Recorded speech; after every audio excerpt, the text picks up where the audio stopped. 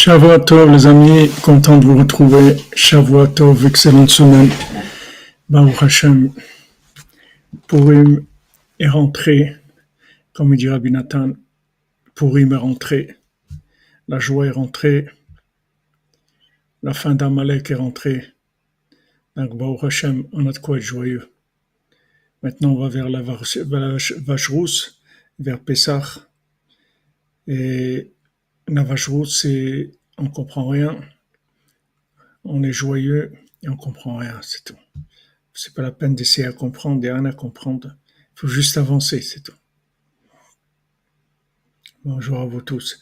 Est-ce que le son est OK? Vous entendez bien? Chez moi, ça a l'air bien, mais des fois, les réglages, c'est un peu...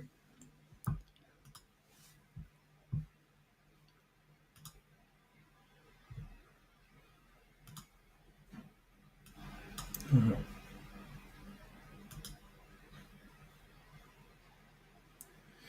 148, Stéphane. Chazak, merci. Merci les amis. Alors, Bezrat Hashem, on fait le cours pour Fouach Lema, pour tous les malades, Bezrat Hashem, pour la délivrance du monde. Yeshuot pour Dan Ben Karin, Sarah Bat Karin.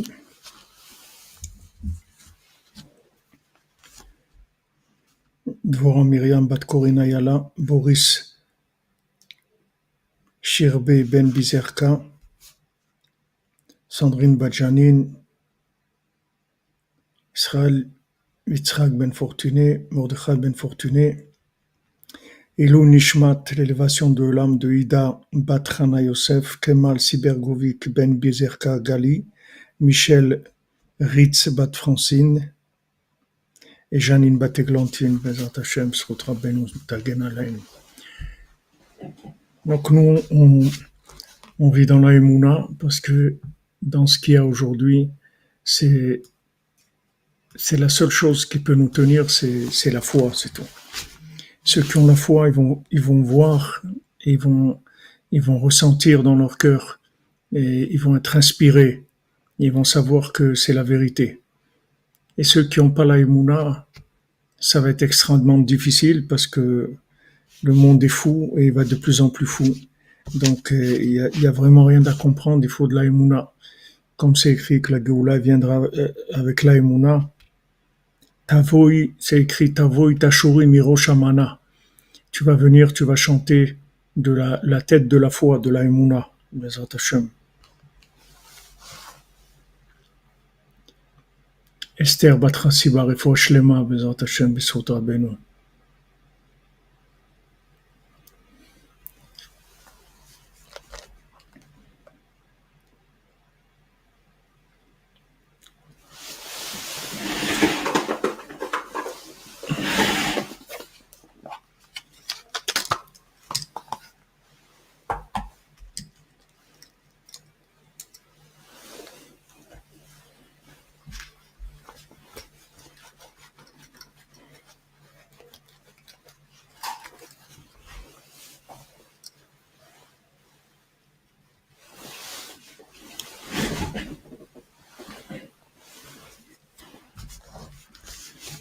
Et je voulais remercier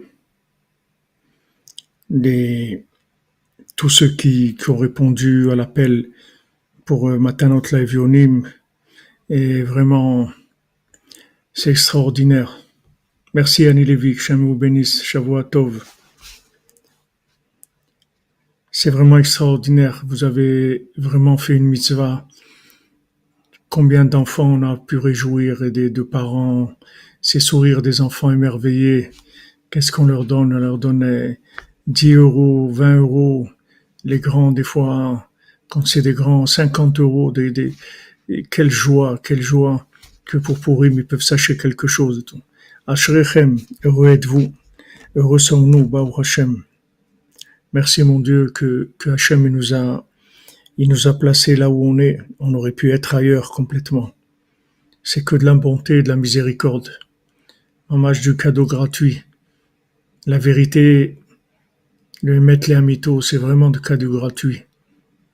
Il n'y a personne qui est au niveau, il n'y a personne qui comprend rien, mais on sait qu'on est là, Baruch Hashem. Et malgré toute la folie qu'il y a dans le monde, on est là.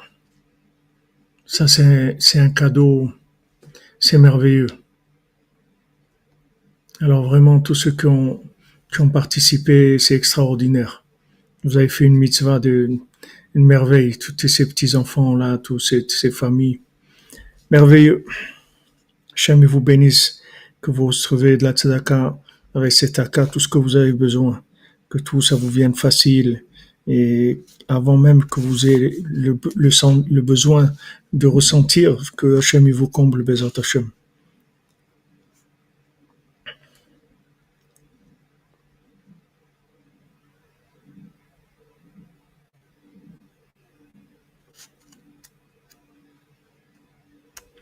Alors on avait vu la dernière fois, Amen, Amen, Bezat Hachem. Vraiment, on a une joie exceptionnelle à Purim.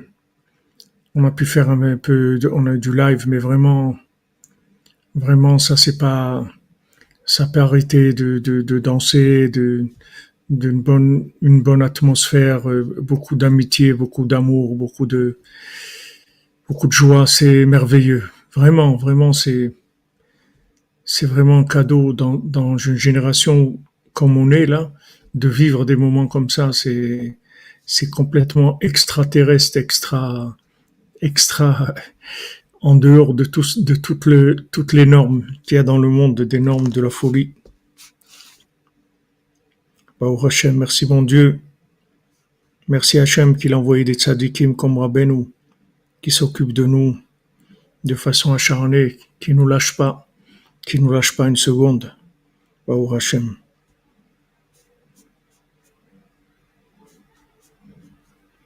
Alors, on avait vu la dernière fois dans les explications de Rabbi Nathan sur le compte du Baal Tfila, du maître de prière.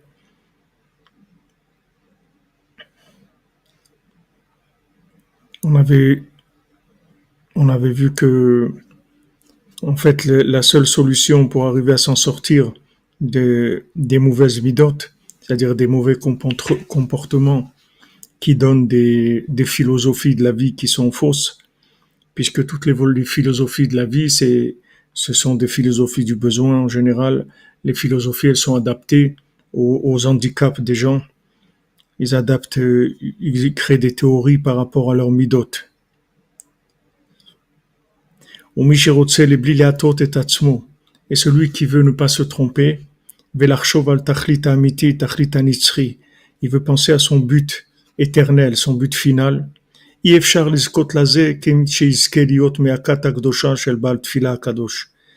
il peut y arriver que s'il fait partie du groupe saint du Baal Tfila Kadosh.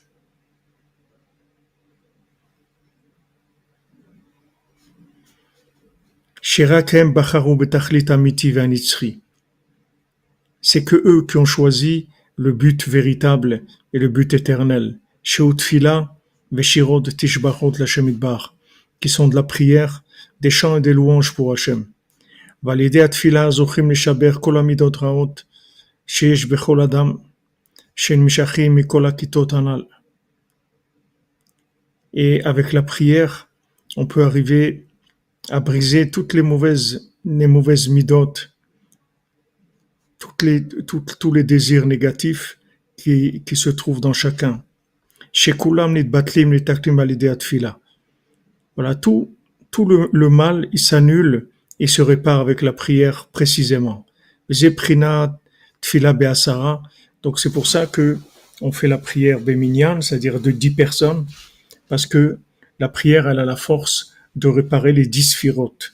C'est-à-dire que ce soit même les sphirotes de l'esprit, les sphirotes d'en haut qui sont Chokhmah Binadat, ça répare les sphirotes de l'esprit et toutes les autres sphirotes aussi, Chesed, Gvura, Tiferet, Netzachod, Yesod, Malchut, toutes les sphirotes, elles se réparent avec la prière. Donc pour prier, il faut de la émouna.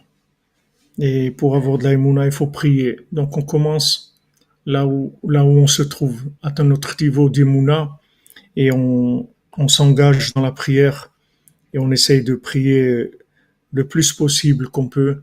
Dès qu'on a un moment, on prie. tous les problèmes, tous les manques, tous les malheurs du monde, il manque que de la prière. C'est tout ce qui manque pour réparer le monde. C'est la seule chose qui va réparer. Donc quand on a un moment, on s'investit dans la prière. Dès qu'on a un petit moment, c'est de l'aide bodedou, des psaumes, du côté de filote, des prières, on prie. Il faut savoir que chaque prière, elle va arranger d'abord notre comportement à nous et le comportement du monde aussi. Voilà, celui qui a le plus de pouvoir dans l'âme Israël, c'est le roi, David Ameler, Mashiach ben David. Et qu'est-ce qu'il fait? Anit Fila, il dit, moi je suis de la prière, c'est tout. Moi je fais que prier, c'est tout ce que je fais. Moi entier, je suis de la prière.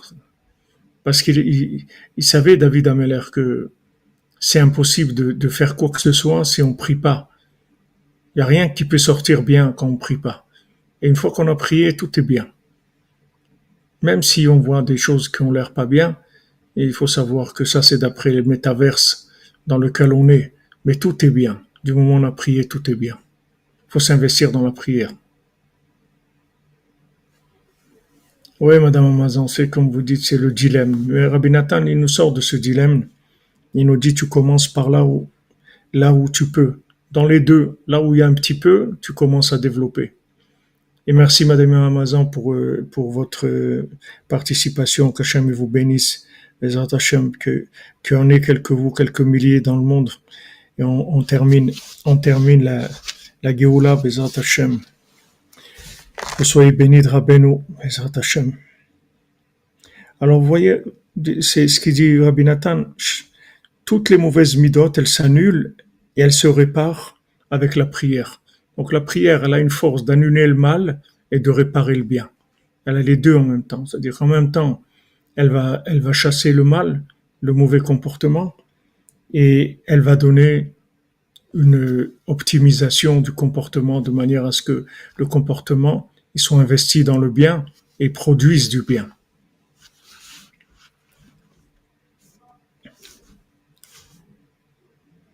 Alors Rabbi Nathan dit V'ikar atfila uletaken et akat shenaflu betavat mamon beyoter. Maintenant, toute la prière, elle est principalement orientée vers ce groupe-là qui est tombé dans le désir de l'argent. Shalehem nitiaga abal tfila beyoter veyoter le taknam. Que c'est là où le bal tfila, il s'est le plus investi pour les réparer. Comme on va me voir Sham Bemaase Anal, comme on le voit dans le conte. Donc c'est là où c'est le plus investi, le maître de prière, le bal tfila. C'est là où il s'est investi parce qu'il savait que tout dépendait de ça. C'est-à-dire que maintenant, c'est après toutes les autres ta'avot, elles viennent de là. C'est-à-dire que si on arrange ça, ce groupe-là, si on les arrange, alors on va arranger le monde entier. Si on fait sortir ces gens-là de la folie de l'argent. Regardez où est le monde avec la folie de l'argent. Regardez des milliers de gens qui se font tuer, qui tuent, qui font des guerres. Des milliers de gens qui meurent alors qu'ils n'ont rien à voir les uns avec les autres, ils ont rien du tout. Si vous le prenez individuellement, ils ont rien du tout contre qui que ce soit.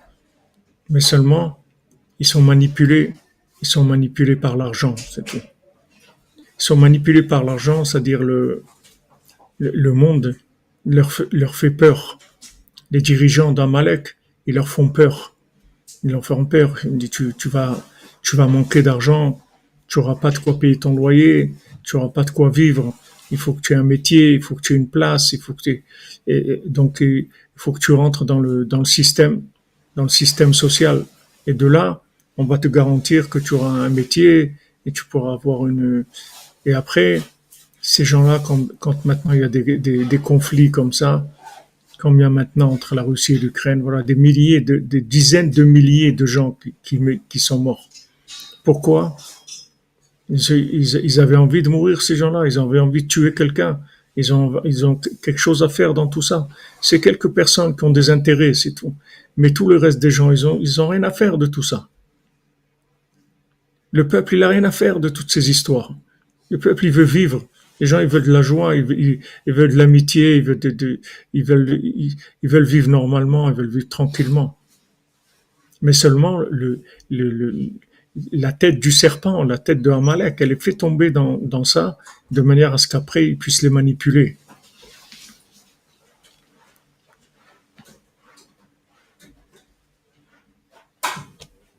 Exactement, c'est les victimes du monde, comme vous dites. Oui, c'est vrai ce que vous dites dans le frima. L'argent, ça vient d'un endroit très élevé, dans la Gdusha. Et d'un autre côté, c'est aussi la racine, c'est la racine du mal. Comme on va voir Sham B'Maaseh Anal, qui rov Maaseh medaberet Sham me'inyan tavat mamon. Parce qu'en fait, le plupart, la majeure partie du conte, en fait, il parle du problème de l'argent. C'est là la majeure partie du conte. Chez Zeataoud Vamebucha, chez le Tavazot, Groa, Mikola Taouyot, chez le Kolakitot. Parce que cette erreur-là et cet endroit de perdition, c'est pire que toutes les erreurs de tous les groupes qu'il y a là-bas. Donc voilà, il est dit Rabbi Nathan de façon explicite que c'est pire que tous les autres. Tous ceux qui étaient pour le crime et qui étaient pour l'honneur et qui étaient pour la poésie, et tous, le pire de tous, c'est celui de l'argent. Qui ta'avat mamon ou navoda zara mamash. Parce que la ta'ava de l'argent, c'est vraiment de l'idolâtrie. Comme c'est écrit chez Asul et Atzma Melokut, ils ont fait là-bas des divinités. Ils ont créé avec l'argent. Ils ont fait des dieux, c'est-à-dire des gens qui ont du pouvoir. Comme c'est aujourd'hui, vous voyez des gens qui ont du pouvoir. Il y a des gens qui ont du pouvoir. Poutine, il a du pouvoir. L'Amérique a du pouvoir. L'Europe, elle a du pouvoir. Ils ont du pouvoir. Ils ont beaucoup d'argent. Ils ont du pouvoir dans le monde. Ils font mourir des gens avec leur pouvoir. Ils décident de la vie des gens avec leur pouvoir. Ils sont tous les gens qui rentrent dans leur système. Ça y est, après ils dépendent d'eux complètement. Donc ils ont fabriqué des divinités, c'est-à-dire des gens qui ont des droits sur des individus, alors que normalement il y a personne qui a le droit sur qui que ce soit. Il y a personne qui a de droit sur quelqu'un. Même quelqu'un qui achète un esclave, et il y a une réglementation. On ne peut pas le garder l'esclave toute sa vie. Et aux 6 ans, et la 7e année, il doit sortir. Il n'y a pas une personne qui a le pouvoir sur la vie de quelqu'un d'autre. Ça se fait uniquement par l'argent. C'est ça qui fait mais toutes les autres ta'avot, c'est rien par rapport à l'argent. L'argent, c'est avodah zara mamash.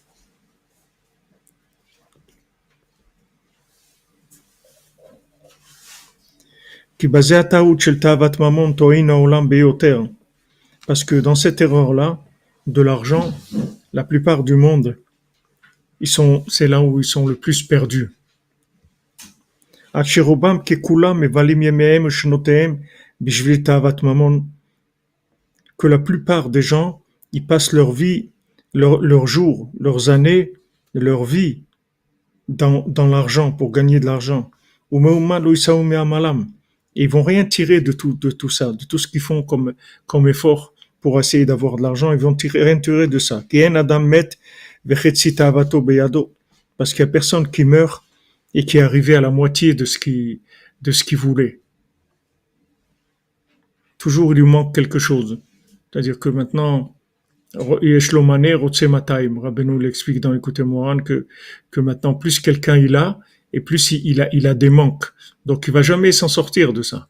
Il peut jamais se sortir parce que plus il en a, et plus il va être frustré parce qu'il lui manque des choses. Il lui manque des choses. Il lui manque ça, il lui manque ça, il lui manque ça. Maintenant, il est arrivé à avoir ce qu'il voulait. Ça y est, il a un manque encore beaucoup plus grand. C'est ça le principal de tous les manques. Et comme on en a parlé la semaine dernière, on voit que quand Moshe Rabbeinu il a voulu choisir des gens pour diriger le peuple, les princes de 1000, de 100, etc. Hachem lui a dit, tu vas choisir des gens qui détestent l'argent. Mais il n'a pas trouvé. Il n'a pas trouvé des gens qui détestent l'argent. Il a trouvé des gens peut-être qui aimaient pas l'argent, mais des gens qui détestent l'argent. Il n'a pas trouvé des tzadikim qui détestent l'argent. Il n'en a pas trouvé, Moshe Rabbeinu, pour dire combien c'est difficile. Pourtant, dans tout le reste, c'était des tzadikim. Ils n'avaient pas un problème d'autres comportements dans d'autres choses. Mais l'argent, c'est très difficile d'arriver à... c'est que Rabbeinu qui peut sortir quelqu'un de l'argent. Parce que l'argent, ça vient remplacer la émouna. C'est-à-dire là où quelqu'un il n'a pas d'émouna, il remplace avec de l'argent. C'est pas difficile. Quelqu'un qui a une émouna shlema, qui a une émouna complète, il n'est pas du tout dans le monde de l'argent. Et plus l'émouna est faible, plus ça se comble avec de l'argent, puisque au lieu de recevoir le pouvoir d'Hachem par la émouna, alors il construit son pouvoir avec des moyens financiers en achetant ce dont il a besoin. Alors que normalement, c'est Hachem qui doit donner à chacun ce dont il a besoin. ואין מלווין לו לאדם בשעת פטירתו לא כסף ולא זהב ולא אבנים טובות ומרגליות. Et on laisse pas une personne avec elle, quand quelqu'un il est décédé, il va pas prendre avec lui ni de l'or, ni de l'argent, ni des pierres précieuses, ni des diamants. Et la Torah, maasim tovim bilvad, il va prendre que de la Torah et des bonnes actions. ועיקר התפילה הוא בשביל לתקן תאוות ממון שעובדה זרה ממש. Maintenant, toute la prière, elle est investie là-dedans. C'est-à-dire toute l'énergie de la prière, elle est pour réparer l'idolâtrie de l'argent. Maintenant, chacun peut croire que lui, il n'est pas là-dedans, il n'a pas grand-chose à voir avec ça. Mais si Rabbi Nathan nous dit, ça veut dire qu'on est tous là-dedans. C'est-à-dire on est noyé là-dedans. Et que si on prie pas tous les jours, c'est très difficile de sortir de ça. Il faut prier tous les jours pour pas tomber dans Tavat Mamon, pour pas être dans la Tava de l'argent. Même si quelqu'un il est pas en train de travailler de façon démesurée, ou il est pas envieux des autres, ou il est honnête dans son travail, même s'il y a une maîtrise dans le domaine de l'argent. Mais quelqu'un, il sait pas que s'il a pas d'émouna, c'est automatique qu'il ait besoin d'argent. Parce que ce sont des vases communicants. Il n'y a pas on peut pas ça sans ça. C'est-à-dire, il n'y a pas rien. C'est-à-dire, où la personne, elle a de la émouna, et elle est tranquillisée par Hachem, elle est sécurisée par Hachem, elle est tranquille. Soit maintenant, la personne, il lui faut de l'argent. Il n'y a pas d'autre possibilité. Même si quelqu'un, il est pas c'est pas quelqu'un, un homme d'affaires ou quelqu'un qui cherche à avoir des milliards ou des millions. C'est quelqu'un, il est simple, il vit normalement. Mais il faut savoir que si quelqu'un, il a pas d'émouna, c'est sûr qu'il est dans le Tavat Mamon. C'est impossible autrement. Parce que c'est où j'ai la émouna et je suis tranquille. Je sais qu'Hachem, il m'a créé. Je sais qu'Hachem me donne tout ce dont j'ai besoin. Je suis pas inquiet. Rav Avraham Nachman, il définit qu'est-ce que c'est la Tavat Mamon. C'est la peur du manque. C'est ça le Tavat Mamon. C'est-à-dire, on a peur de manquer. Comment je vais faire pour la fin du mois? Comment je vais faire pour le début de mois? Comment je vais faire ça? Comment je vais faire l'autre? Cette inquiétude-là, c'est ça le Tavat Mamon. C'est ça. Et cette inquiétude, elle vient du manque de Mouna. Pourquoi regarde le monde, comment il change? Regarde, il y a 2 ans, il y a eu ce virus qui est venu. Là, il y a la Russie, l'Ukraine. Il y a des grands changements dans le monde. Donc, de quoi tu t'inquiètes? Hachem, il va te donner tout le temps ce dont tu as besoin. Mais cette émouna, ça se développe avec la prière. La prière, c'est la gymnastique de la émouna. Plus vous priez, plus vous allez muscler votre émouna, plus avoir de la émouna. Plus vous priez, vous demandez à Hachem, et plus vous allez de la émouna. Et quand vous arrivez à un certain seuil d'émouna, vous êtes débarrassé complètement de Tavat Mamon. C'est-à-dire, vous êtes plus inquiet. Vous avez perdu l'inquiétude. C'est à ça qu'il faut arriver.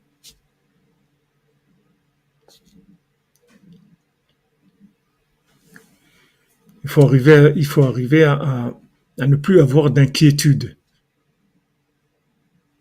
Il faut que la émouna, elle remplisse, elle comble cette inquiétude-là de manière qu'on n'est plus inquiet. Et à ce moment-là, on est sorti de Tavat Mamon. Mais tout le monde est là-dedans.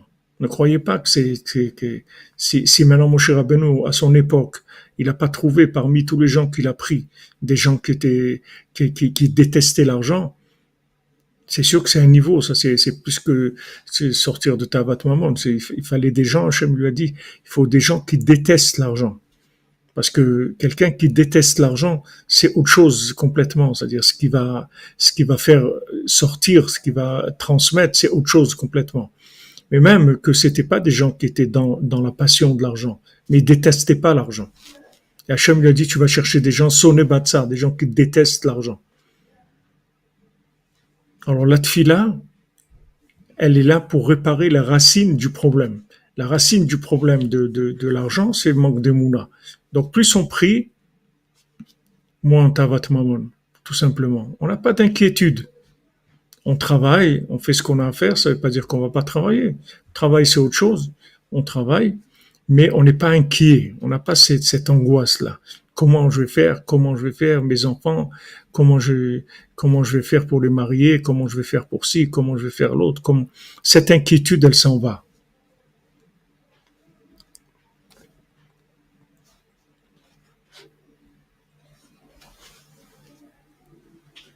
Exactement. Nos parents, ils sont divins et ils savent exactement qu'est-ce qu'on fait ici et comment ça fonctionne.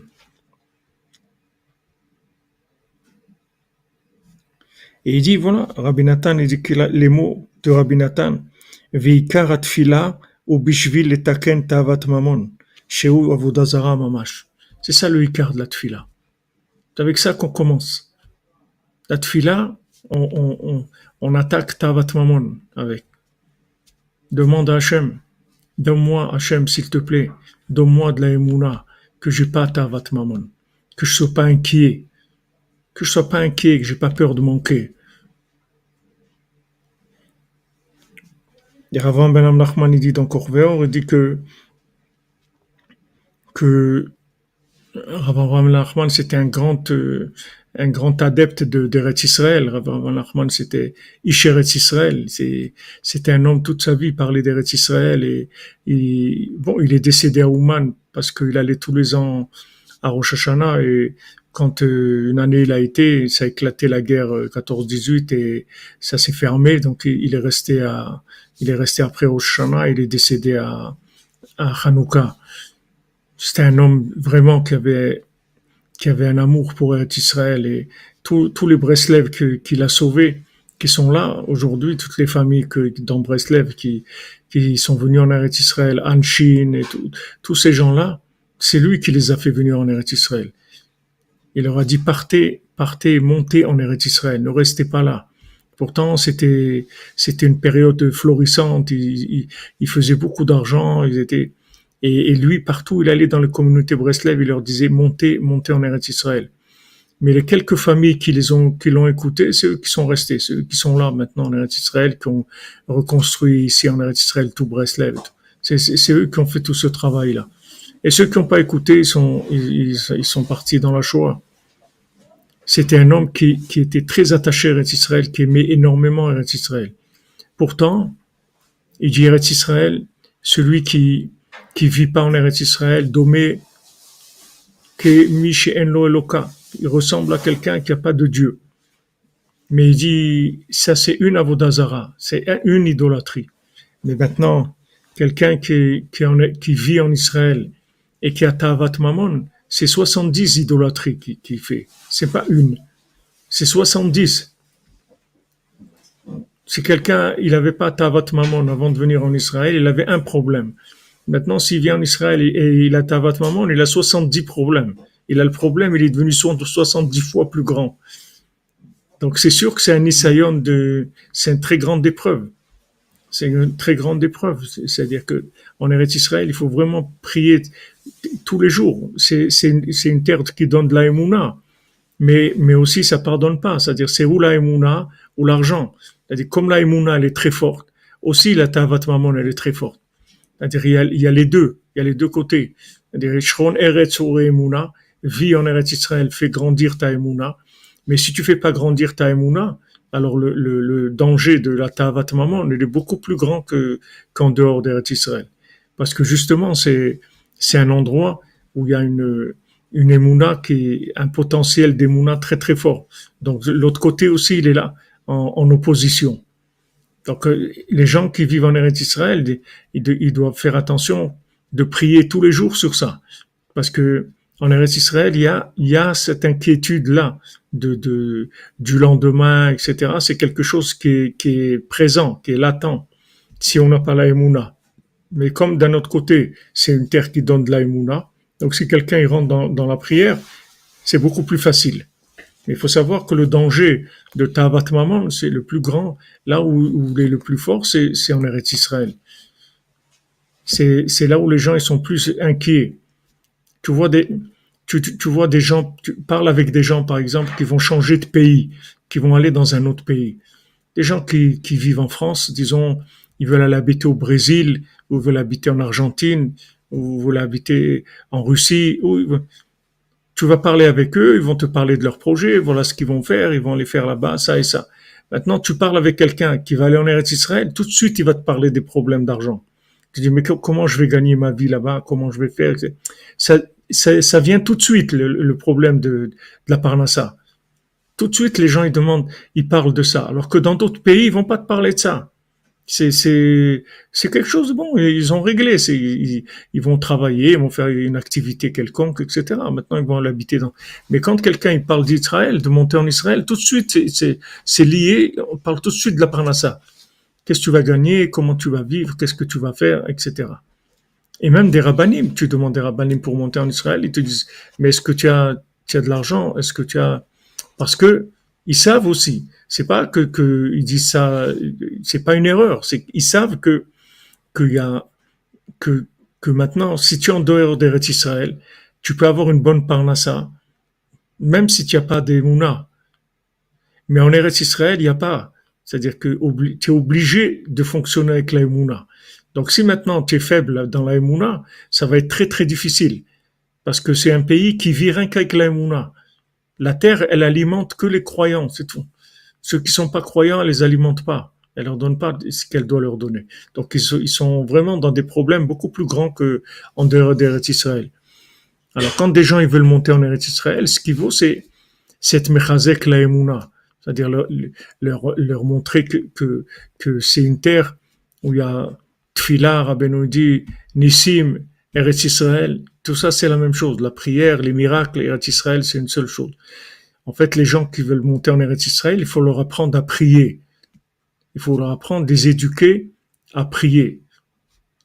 À part qu'ils apprennent l'hébreu pour parler ou des choses, il faut leur apprendre à prier.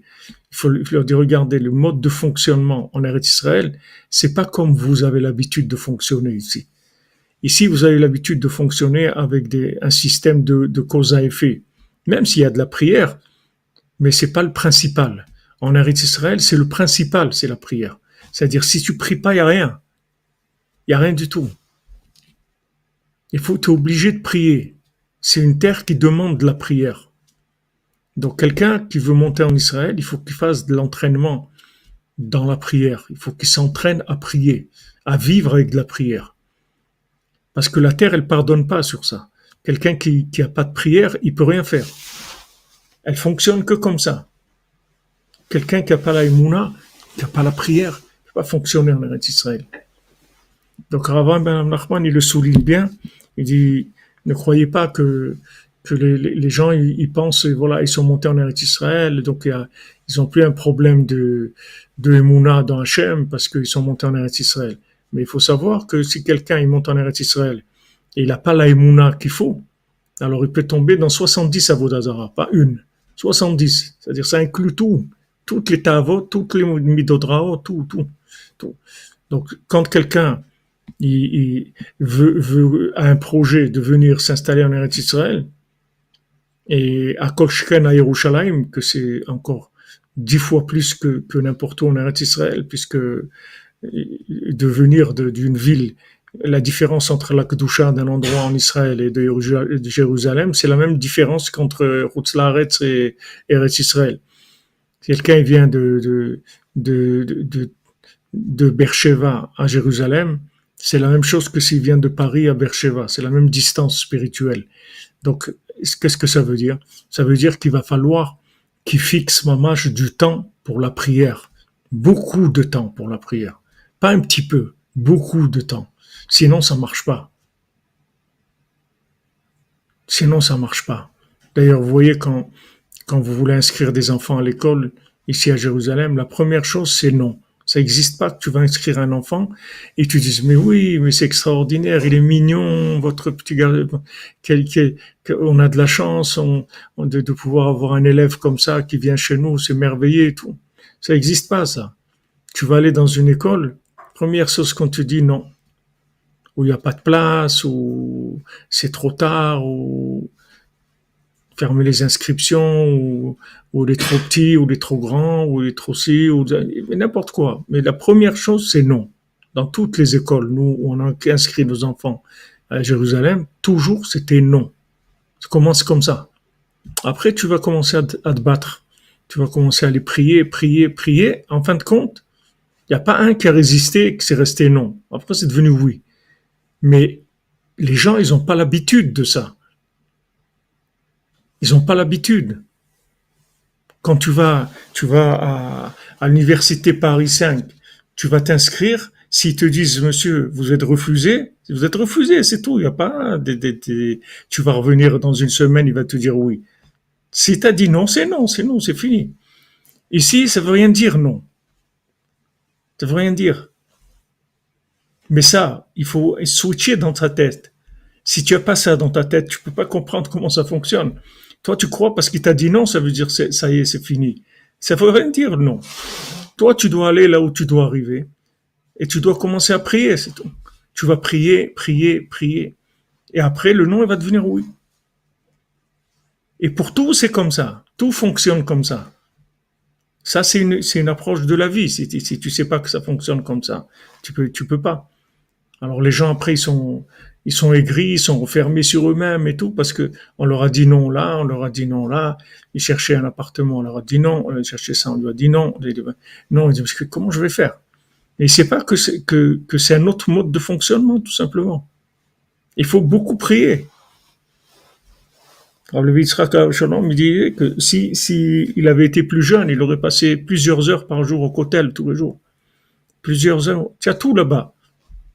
Au kotel, tu as toutes les ouvertures, toutes les prières du monde, elles passent par le kotel. Il faut aller tous les jours. Tous les jours, tu demandes, c'est tout. Tu as la liste, tu demandes, c'est tout. Hachem. Voilà, ça. C'est le fonctionnement, le fonctionnement naturel d'Eretz Israël, c'est comme ça. Il n'y a pas de logique. Il n'y a pas je viens, je m'inscris. Et ils vont te dire oui. Ils vont dire non.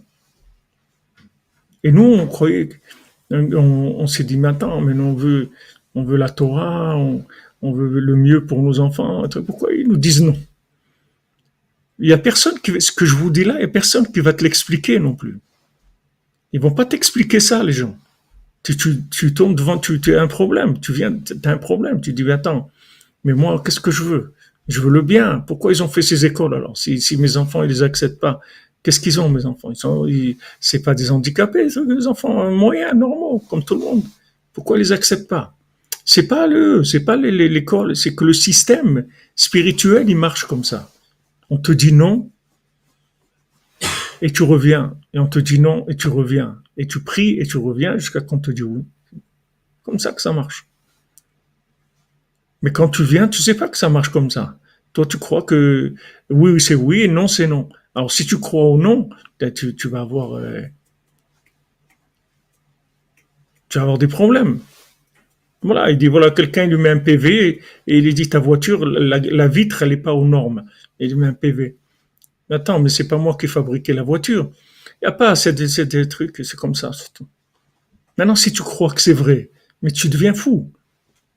Tu as déjà vu un policier qui met un PV à quelqu'un qui a une voiture neuve, pratiquement, et il lui dit, ta vitre de la voiture, elle n'est pas aux normes. Avant qu'une voiture elle soit fabriquée, qu'elle soit importée, il y a des normes dans le monde, c'est pas n'importe quoi. Non, il vient, allez, tu mets un PV. Maintenant, si tu vas parler avec lui, tu peux pas parler avec lui. Tu vois que c'est des trucs qui dépassent l'entendement humain. Tu auras jamais ça dans un autre pays. Ça n'existe pas. Si, ça peut exister dans les pays où ils veulent prendre des pots de vin, alors ils te mettent des PV, ils te menacent d'un PV pour n'importe quoi, parce qu'ils te font comprendre qu'il faut que tu leur donnes un petit billet. Mais quelqu'un qui va te mettre un vrai PV, et la raison, c'est parce que la vitre, elle n'est pas aux normes des voitures. Mais c'est quoi cette folie-là? Et c'est comme ça marche comme ça. Si tu réfléchis, tu deviens fou. Tu peux pas réfléchir, tu peux pas, tu peux rien que prier, c'est tout.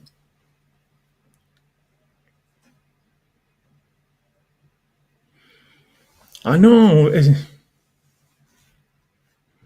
non, madame, on va dire, c'est pas comme ça. C'est pas, j'insiste pas et je m'en vais. Pourquoi je vais partir? Je veux pas. Moi, je veux le top pour mes enfants. Je veux pas partir. Je suis pas en train d'acheter un kilo de pommes de terre. Je suis en train c'est tout l'avenir de mes enfants qui dépend de ça. Donc, je me suis renseigné et j'ai vu que c'est la meilleure école. Et mes enfants, ils vont rentrer là-bas. Et il n'y a pas de raison qu'ils vont pas rentrer. Et je vais les faire rentrer, c'est tout. Je vais prier jusqu'à qu'ils rentrent. Il n'y a pas que je vais aller voir ailleurs. C'est moi qui ai perdu. C'est ça la émouna. C'est-à-dire, on va tester ton degré d'émouna, c'est tout. Non, si tu dis que la personne te dit non, bon, ça veut dire que Mina Shamaim, pour l'instant, te dit, mon ami, augmente la prière. Il n'y a pas assez de prière, c'est tout. Augmente. Plus de prière. On veut plus de prière. C'est un autre mode de fonctionnement. Ça ne fonctionne pas comme le reste du monde.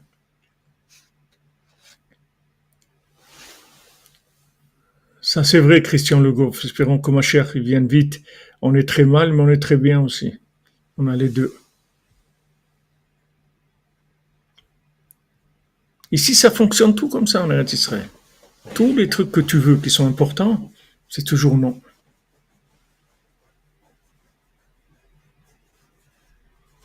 Et si tu crois, alors tu crois que c'est non. Alors, tu restes là où tu es.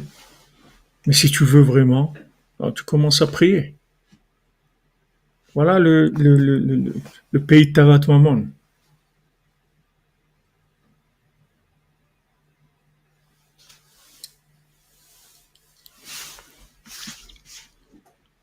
Voilà, comme tu dis, tes filets, mon ami, ouais, comme les trois géants du conte. Et ça n'existe pas ton truc.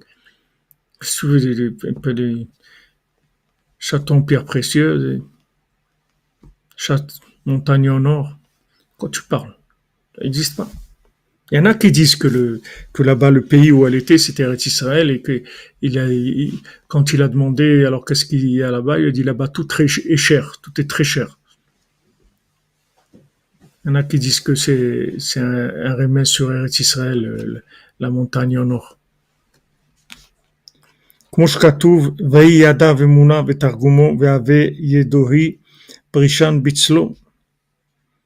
Voilà comme c'est écrit que maintenant, la prière, c'est la Emouna. Comme c'est écrit pour Moshe Rabbeinu que quand Moshe Rabbeinu il avait ses mains, c'était de la Emouna, c'est-à-dire qu'il étendait ses mains dans la prière. C'est-à-dire avant de mettre les mains dans le fonctionnement, dans quelque chose de matériel, d'abord il lève ses mains au ciel et il demande la bénédiction à Hachem pour ce qu'il va faire avec ses mains. Et après, avec ses mains, il fait ce qu'il doit faire. Comme on voit Makom Acher. Ve'emuna hu hefech avodah zara ve'akfirot. Maintenant, la Emouna, c'est le contraire de l'idolâtrie et de l'hérésie chez Uprinat Tavat Mamon, que l'hérésie, l'idolâtrie, c'est la tava de l'argent. Chez vois Dazara ou Kfirut, qui est mamage de l'idolâtrie et de l'hérésie. Torah Tzivita Tzedek, comme on l'a vu dans la Torah 23, dans l'écoute Moran. Chez Kol Avodot Zarot Trouvin Bemamon, que toutes les idolâtres, les idolâtries, elles sont, elles sont, elles sont imprimées sur l'argent. On voit que dans l'argent, il y a des visages des rois ou il y a des symboles du pays sur l'argent. C'est que dans l'argent, on met le symbole du pays, que ce soit le roi, la reine, ou c'est tout le symbole du pays, il est dans les pièces. Ou bishvil ze tzrichim liten tzedaka kodem atfila. C'est pour ça qu'avant de faire la prière, on donne la tzedaka. Ki ikar shvirat tavat mamon ou prinat atfila. Chez prinat atfila anal ou alidé tzedaka. Donc maintenant, Rabbi Nathan, il donne une explication pourquoi maintenant, avant de prier, on donne la tzedaka, parce que avec la tzedaka, on va ouvrir la prière. On va ouvrir le monde de la prière. Comme Rabbeinu dit dans la Torah 13, dans l'écouté Moharan. Comme il y avait à Ouman, ou je crois pas que c'était à Ouman, c'était une petite ville à côté de Breslever.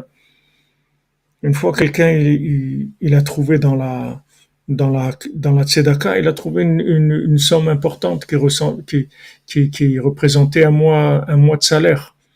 Maintenant, là-bas, dans la synagogue, il n'y avait pas des riches. C'est tous des gens très simples. Donc, il a essayé d'essayer de voir qui est-ce qui avait donné cet argent-là. Il a trouvé, et il est arrivé à sentir qui c'était. Et il lui a dit, mais qu'est-ce qui t'a pris de mettre tout le salaire du mois dans la tzedaka? Il lui dit, regarde, j'ai voulu commencer à prier. Je vois que ça s'ouvre pas. J'arrive pas à prier. Il dit, tu crois que je vais rester comme ça, sans prier? Alors, j'ai mis tout ce que j'ai, c'est tout, voilà, après ça, c'est ouvert. La prière, elle s'est ouverte. Donc, la tzedaka, c'est une clé qui ouvre tout. C'est pas que la prière. C'est pas tout artiftar, ça ouvre tout. C'est une clé pour tout ouvrir. Mais il dit pourquoi on a l'habitude de donner avant la prière? Parce que c'est pour ouvrir la prière. On a besoin. On a besoin d'ouvrir la prière parce que sinon, si on n'a pas d'émouna, comment on va fonctionner? On va être en train de courir derrière l'argent toute la journée si on n'a pas d'émouna. On va passer notre vie à de l'inquiétude et à courir pour essayer d'avoir de l'argent. Donc on a besoin de sortir de ce problème-là. Donc on a besoin de prier. Maintenant, pour prier, on a besoin qu'on nous ouvre les portes. Alors la tzedaka, ça ouvre les portes de la prière.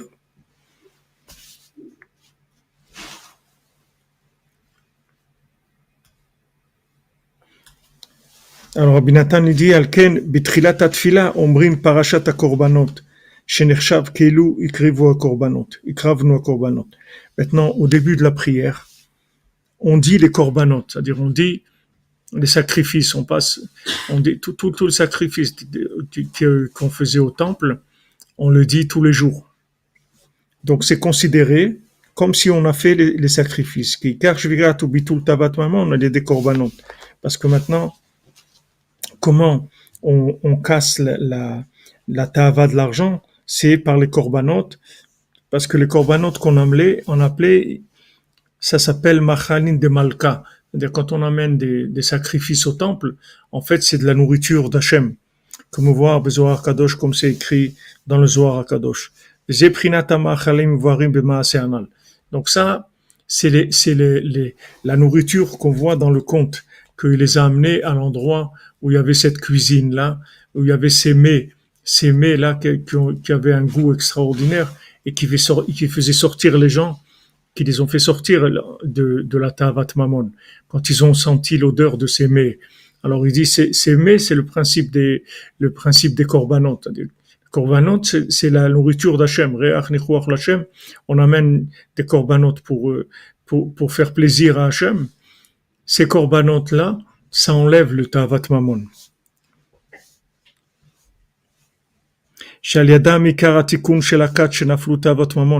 Donc maintenant, cette nourriture-là, c'est la réparation principale de ce groupe qui est tombé dans la tava de l'argent, comme c'est écrit là-bas.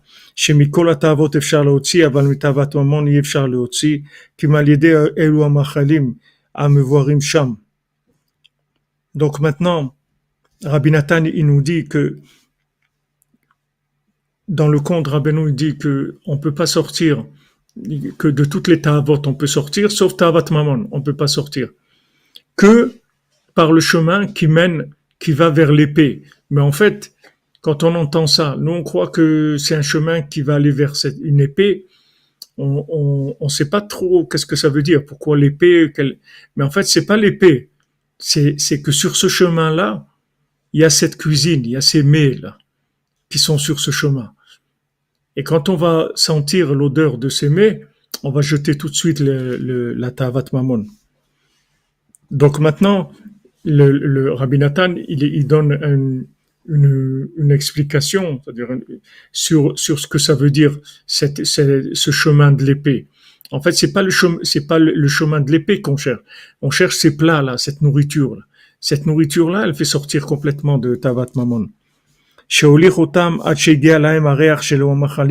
Alors il les a fait marcher, jusqu'à qu'ils ont commencé à sentir l'odeur de cette nourriture. Ils ont commencé à avoir un languissement, un désir très très fort de cette nourriture-là. Dès que après il leur a donné à manger de ces mets-là, Azraou mius sichon tavat mamon. Alors à ce moment-là, ils ont vu comment c'était dégoûtant, c'était horrible, la tava de l'argent, jusqu'à que leur vie elle-même, ils ont été dégoûtés de leur vie. Comment ils vivent comme ça? Comment ils sont tombés dans une telle vie, vivre que pour chercher de l'argent et avec des idoles de l'argent, etc. Quand ils ont goûté cette nourriture-là, ils ont jeté complètement tout. Déjà, quand ils ont senti l'odeur, ils ont commencé déjà à lâcher l'argent. Mais quand ils ont goûté les nourritures, là, ils ont tout lâché, c'est terminé. C'est terminé. Ils sont devenus, ils ont vu qu'est-ce que c'était que leur vie, qu'ils avaient une vie qui était complètement à l'envers, c'est-à-dire qu'ils vivaient dans l'argent. Donc ces ma'achalim là, ces plats là, c'est la refoua, c'est la refoua du mammon. C'est-à-dire, en fait, c'est la refoua de tout, puisque il a dit que toutes les ta'avot, elles viennent du mammon. C'est-à-dire, la tête de toutes les ta'avot, c'est le mammon. Ubachou, ils se sont sauvés. Vekavru et atzmam, ils se sont enterrés. Bechafirot, ils ont creusé des trous, des tombes, ils se sont enterrés eux-mêmes. Mahmad Boucha, tellement ils avaient honte. Regarde le niveau de honte où ils arrivent, qu'ils vont creuser une tombe pour se mettre dans la terre. Tellement ils ont honte. On peut même pas imaginer qu'est-ce que ça veut dire. La honte qu'ils ont ressentie pour aller sentir un besoin d'aller creuser une tombe et de se mettre dedans tellement ils avaient honte. Ve'elu amachalim imprinat korbanot. Maintenant, ces plats-là sont le principe des korbanot, des offrandes, des sacrifices, chez Ikaram prinat areach. Que maintenant, le principal de ces corbanotes-là, c'est l'odeur. C'est l'odeur qui sort des corbanotes. Hachem, il mange pas il prend pas de la viande. Hachem, il sent l'odeur de ces corbanotes. Donc, c'est ça qu'ils ont senti d'abord, l'odeur de cette nourriture-là. Beprinat ishereach nichuach l'Hachem. Ve'em nikraim machalim de malka. Ça s'appelle la nourriture du roi. Qui me voit bekavanot parashat Tamid, parce que c'est écrit dans les kavanot, dans les Harizal, au sujet du parashat Tamid, du korban Tamid, qu'on fait tous les jours, shaliedei a korbanot nichna avodazara, que par le fait qu'on fait des offrandes, des sacrifices, ça repousse l'avodazara. Zeprina tzav et ben Israël, en tzav et l'avodazara. Donc, vous voyez, Mena Shamaim, c'est la paracha qu'on a lu Shabbat. Vezeu prinat tzav et bnei Israël. Voilà, tu ordonnes au bnei Israël. Quand ça écrit tzav, ça veut dire qu'il y a un problème d'avodazara. C'est-à-dire qu'Hachem, il a donné tous les korbanot, c'est pour faire sortir de l'idolâtrie. Hainu shea korbanot machniim vatlim avodazara shel tavat mamon. C'est-à-dire les korbanot, les sacrifices, ils repoussent, ils annulent l'idolâtrie de l'argent. Sheu ikar avodazara, qui est le principal de l'idolâtrie. Qui colle à avodazara, hem bemamon, parce que toutes les idolâtries, elles se trouvent dans l'argent. C'est ce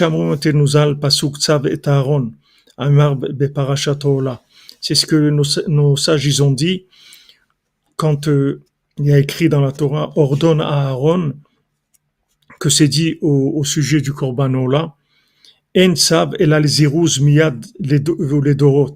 Pourquoi on dit tzav? C'est pour être mésarez, pour donner, encourager, pour faire bouger les choses pour le moment et pour les générations à venir aussi. Beyoter saïr les arez comme chez Shresaron Kis, parce que plus maintenant il y a un manque dans la poche, c'est-à-dire il faut sortir de l'argent, plus il faut encourager, donner la force pour le faire. Parce que le korban ola, C'est pas comme un corban, quelqu'un qui amène, s'il a fauté ou autre, bon, il comprend qu'il a fauté, il va amener un sacrifice pour expier sa faute. Mais le corban là, il y a pas c'est pas un corban de faute, c'est-à-dire on doit rien du tout. C'est complètement gratuit, c'est un cadeau pour Hachem. Donc ça veut dire que quelqu'un il va sortir de l'argent pour Hachem, mais il a rien de ça, c'est juste pour Hachem. Donc comme c'est maintenant pour Hachem, il faut l'encourager, il faut lui donner plus de force. Qui a korbanot tem chesaron kis, parce que les korbanot en général, c'est un manque d'argent pour celui qui va les financer. Chez Zéoprinat Shvirat Tavat Mamon. Qu'est-ce que c'est chesaron kis? Ça veut dire qu'on va casser le Tavat Mamon. Il va casser le désir de l'argent. À l'aider chez Mechasri Mamonam, Bishvil Hashem Idbarach, chez Konim Korbanot Mimamonam.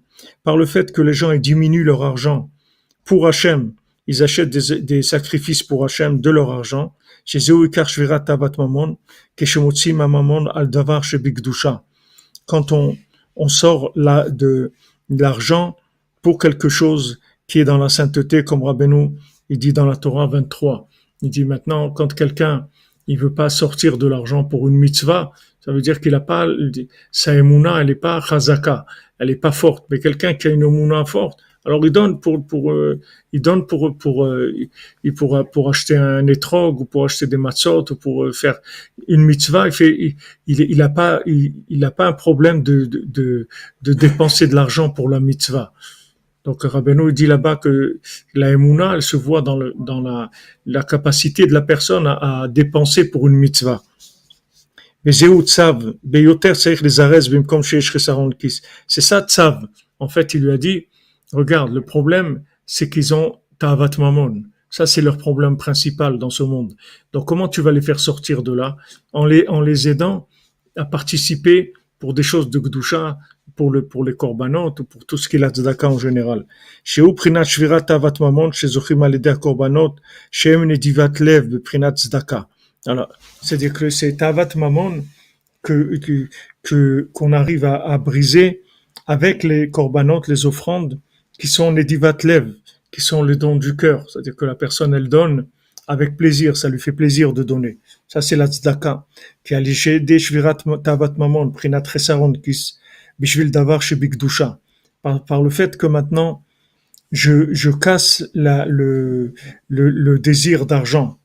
C'est-à-dire, je diminue mon argent. C'est difficile parce que quand quelqu'un, il a avoda zara de l'argent, quand il diminue son argent, c'est un très gros sacrifice pour lui.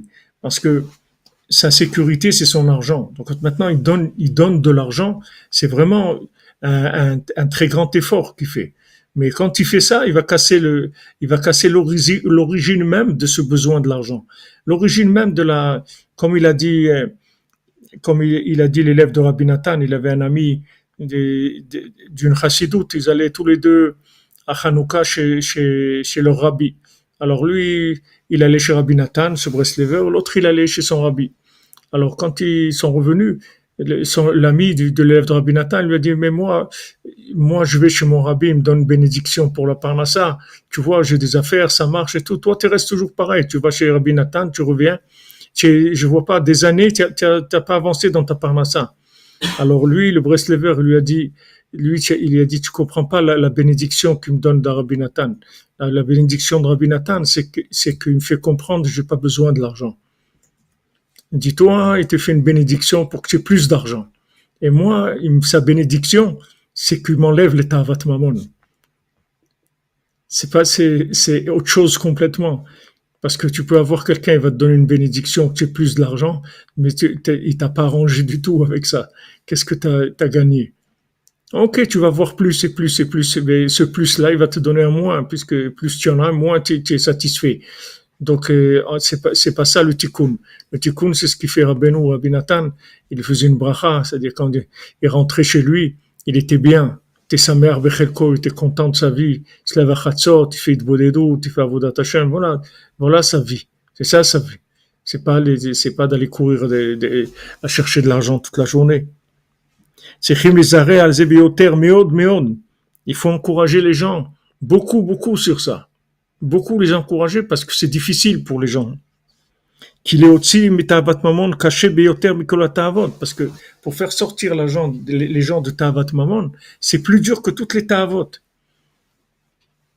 Donc on voit que des fois on va encourager des gens dans certaines par rapport à certaines ta'avot, on va les aider à faire des efforts et tout, mais par rapport à l'argent, c'est plus délicat, ça a l'air plus délicat. Mais en fait, c'est là où le problème principal, il est là. C'est pour ça qu'il dit les arès méod, méod. C'est-à-dire beaucoup, beaucoup, il faut encourager les gens. Nimsa shetzav vaneemar bekorbanot meramez ashvirat tavat mamon. Donc on voit le tsav, c'est-à-dire l'ordonnance qui a été donnée pour les sacrifices. En fait, ça fait allusion à casser la tavat mamon. Chez Zéoprinat en tsav el azirus beyoter saich les arès bimkom sheesh chisaron kis. Pourquoi tsav? Parce qu'il faut encourager quand maintenant il y a un manque, quand on va diminuer ce qu'il y a dans la poche. C'est pour ça qu'on parle de tsav, on parle d'avodazara, qui shvirat avat mamon ou bitul avodazara. Parce que maintenant, casser le désir de l'argent, c'est annuler l'idolâtrie. Qui colle avodazara, embet avat mamon. Parce que maintenant, toutes les idolâtries se trouvent la ta'ava de l'argent. C'est-à-dire toutes les idolâtries, elles sont incluses dans le manque de ressenti de la présence divine. C'est-à-dire quand la personne, elle sent pas qu'elle est prise en main par Dieu. Elle doit se débrouiller toute seule dans ce monde. Elle doit assumer sa vie, elle doit faire des choses. Elle n'a pas cette confiance dans Hachem où elle fait tout ce qu'elle a à faire, mais elle est tranquille parce que elle se sent prise en main par Hachem. Donc quand quelqu'un il sent pas ça, alors il est obligé de combler ça avec l'argent. Donc c'est le problème principal. Après, toutes les autres ta'avot sont des branches de cette ta'ava. Ce sont des succursales. C'est pas le principal, c'est quand maintenant la personne ne sent pas la émouna. Elle sent pas que Hachem, il la prend en main, il lui donne tout ce qu'elle a besoin, il s'occupe d'elle dans chaque détail. Elle ressent pas ça. Donc, comme elle ressent pas ça, elle va vers l'argent. Donc, quand maintenant on va aider quelqu'un à sortir de là, c'est très difficile. C'est très très difficile parce qu'en fait, la personne, elle peut avoir l'impression de tout perdre.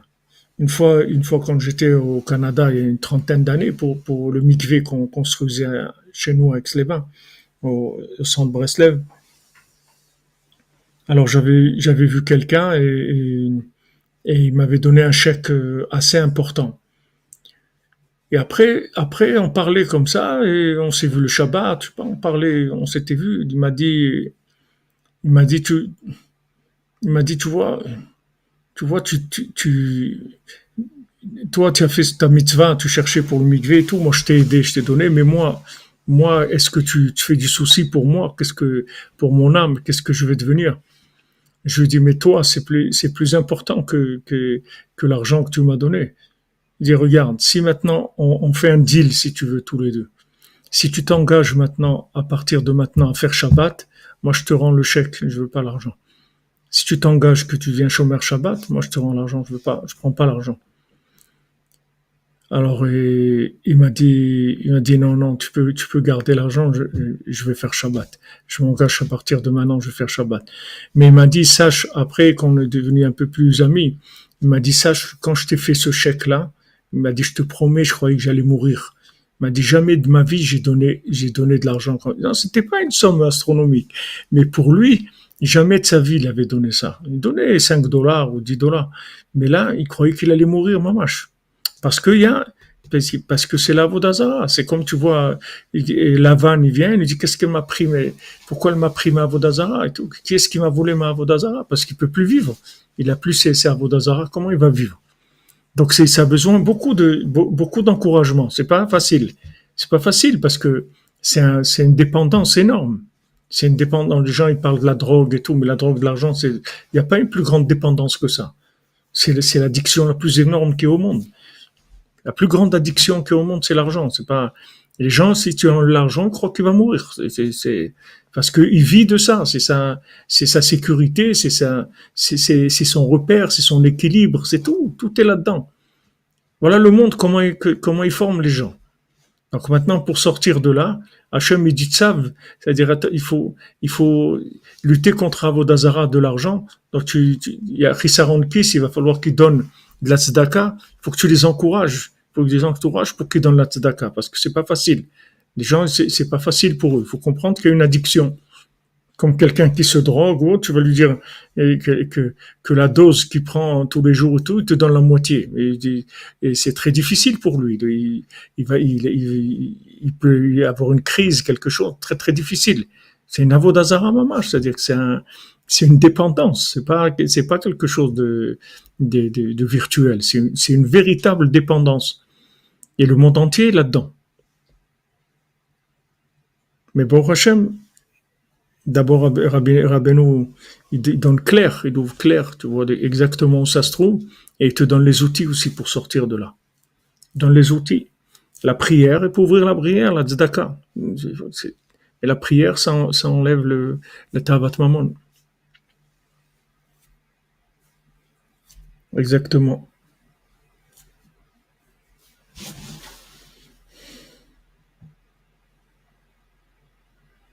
Ouais. Tout à fait, tout à fait.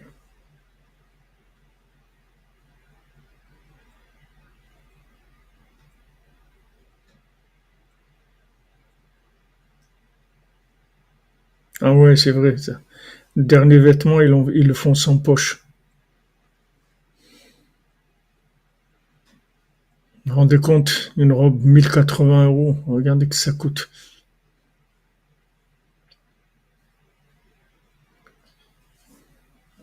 Exactement. Voilà, bon, Hachem, et n'oubliez pas que quand on étudie une chose, cette étude-là, de Sipurim Maasiot, sur le Inyan, c'est ça le principal du médicament pour ça.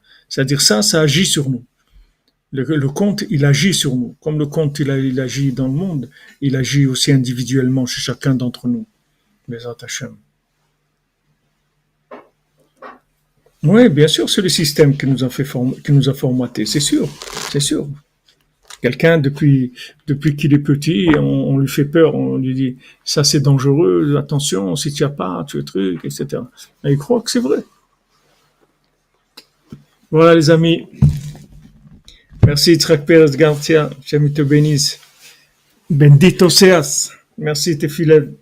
Ashrenu, Ashrenu מה טוב חלקנו, אשרינו מה טוב חלקנו, ומה נעים גורלנו, אשרינו מה טוב חלקנו, מה גרים גורלנו, אשרינו מה טוב חלקנו, ומה נעים גורלנו, אשרינו מה טוב חלקנו, ומה נעים גורלנו, אשרינו מה טוב חלקנו, ומה נעים גורלנו, אשרינו מה טוב חלקנו, מה נעים גורלנו, אשרינו מה טוב חלקנו, מה נעים גורלנו, אשרינו מה טוב חלקנו, מה נעים גורלנו. Bonne journée les amis, on se retrouve tout à l'heure à 14h et on va commencer Bezrat Hashem, on va commencer la Torah 58 Bezrat Hashem, Shoato. Tous les commencements ils sont à pourrir. Voilà, on va commencer, Bezrat Hashem. On va faire peut-être 2-3 semaines, après on rentrera dans Pessah, mais déjà on va lancer l'ouverture de la Torah 58. Donc ceux qui ont demandé le texte, on va, Bezrat Hashem, le préparer et vous l'envoyer. Le texte en français ou français hébreu, Bezrat Hashem. Bonne journée, merci pour tout les amis, merci d'être là. Et il faut se renforcer beaucoup, beaucoup de joie. Parce que c'est un grand mérite. Très grand mérite, on a. Très grand cadeau d'Hachem. Alors.